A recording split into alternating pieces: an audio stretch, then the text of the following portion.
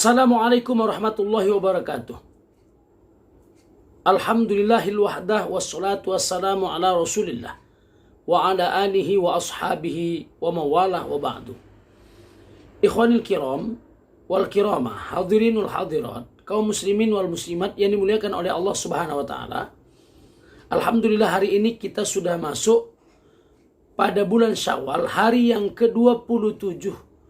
Mudah-mudahan Allah Subhanahu wa taala tetap memberkahi kita. Amin ya mujibat doa isailin.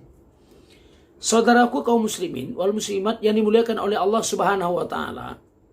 Kemarin kita sudah bercerita tentang pemimpin yang tidak adil.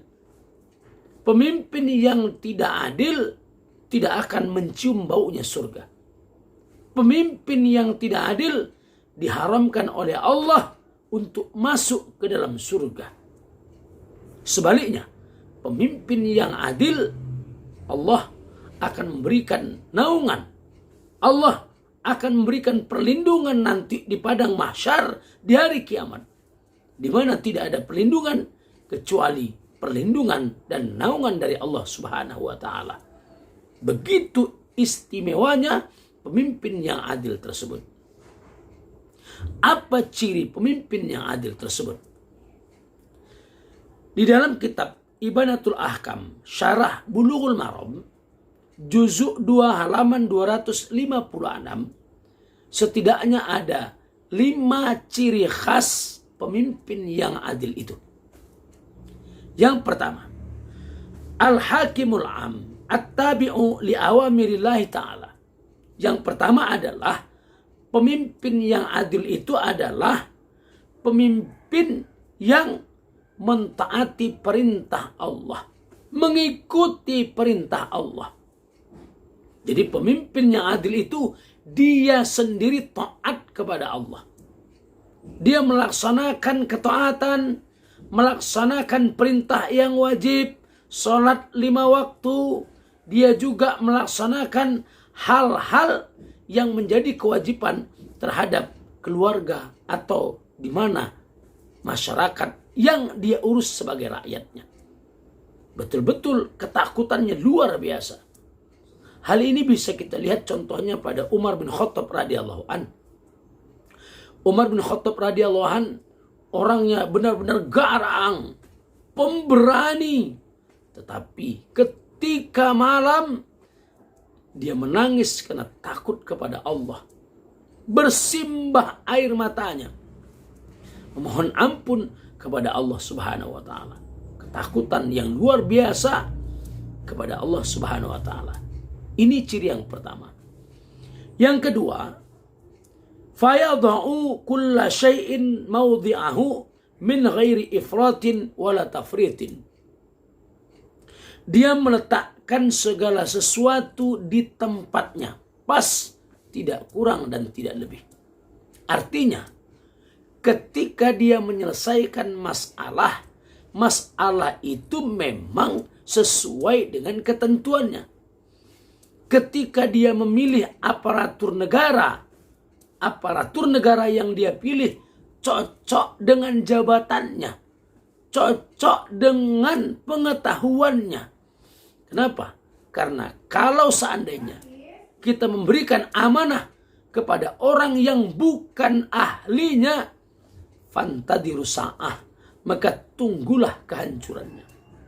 Jadi orang yang memang ahli dalam bidang ini, dialah ditempatkan untuk mengelola persoalan yang ini.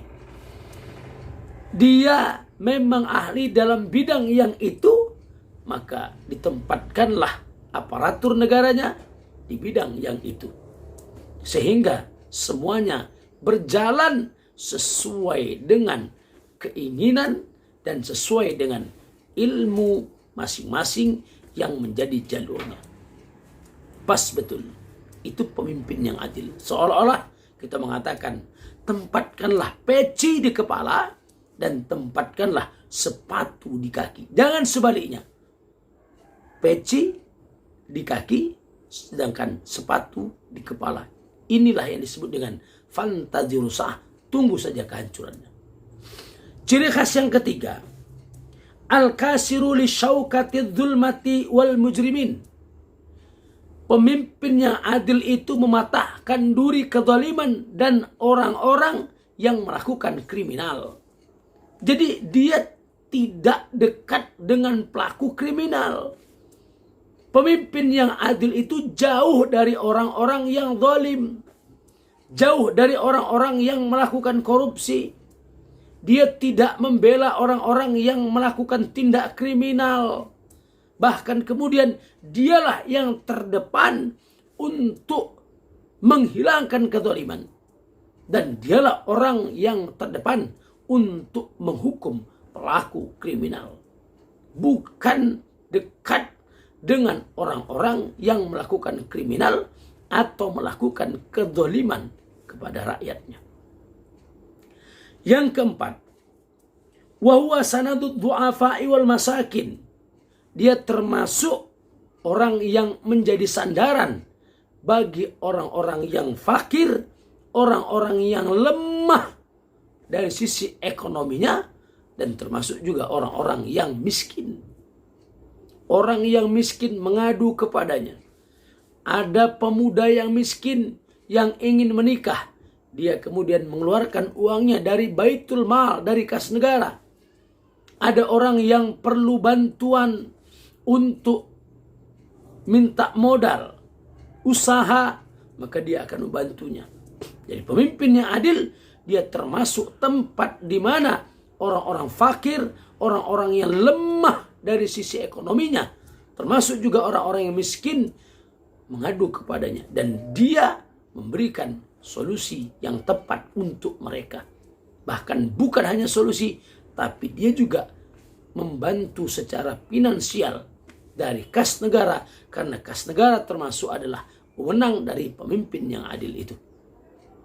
Dan yang terakhir, yang kelima, pemimpin yang adil itu wabihi yantazimu amrun nasi faya'manuna ala arwahihim wa amwalihim wa a'radihim.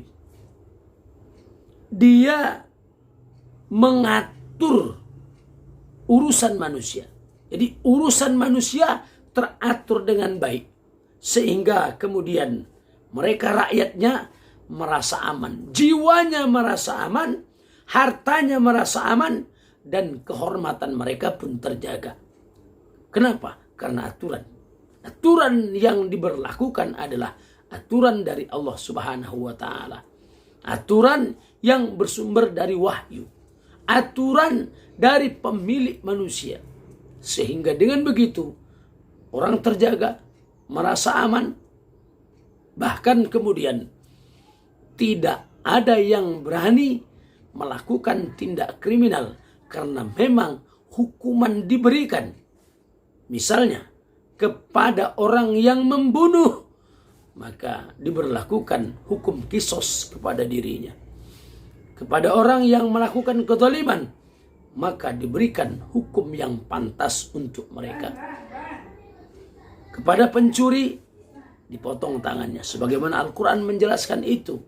Dalam fikih disebutkan nanti beberapa syarat terjadinya pemotongan tangan kepada orang-orang yang melakukan pencurian. Dan termasuk siapa yang mencemarkan nama baik orang lain juga ditindak. Inilah aturan yang kemudian diatur secara rapi. Dan 5 inilah ciri khas pemimpin yang adil. Jika 5 ini ada pada seseorang pemimpin, maka bisalah dia disebut sebagai pemimpin yang adil.